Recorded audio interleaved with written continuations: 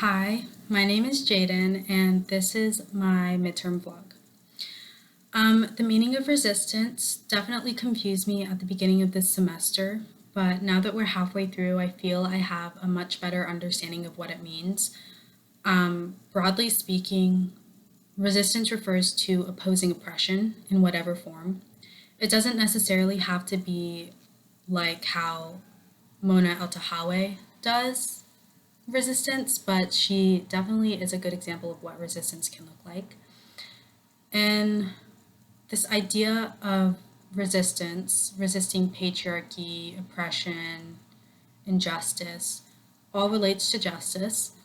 And from what we've been learning and reading in class, it seems to be the key to justice. Mona Eltahawy takes a very direct approach in resistance and justice in her book, The Seven Necessary Sins of Girls and Women. She writes in the introduction, "I call them sins, but of course they are not. They are what women and girls are not supposed to be or do or want." The sins that she's referring to, anger, attention, profanity, ambition, power, violence, and lust, are all tools of resistance that we can use to fight for justice. In Women in Berlin, we read about conversations of sexual assault and rape, topics that are considered taboo practically everywhere.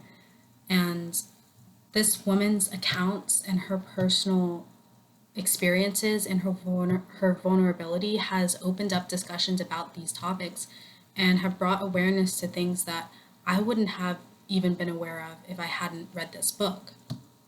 One of her friends in the book jokes about a compliment that she received from a Russian soldier. He said, "Ukrainian women like this, you like this." This joking that she's doing is a reference to how women are resisting the ways that we should be quiet. It refers to resistance in the ways that these women are opening up and talking about their experiences and not just keeping them to themselves. Timothy Snyder is another good example, and he provides us with practically an entire handbook of resistance in his book on tyranny. In one of the chapters, he opens it up by stating, "Stand out, someone has to," which describes resistance very well. So from all of this, resistance is necessary to obtain justice.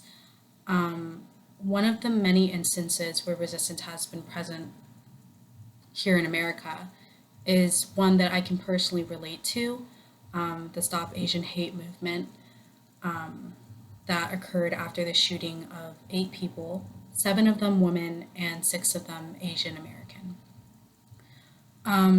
As an Asian American woman, this hit extremely close to me and my family, especially also living in Atlanta and so close to where the shooting occurred.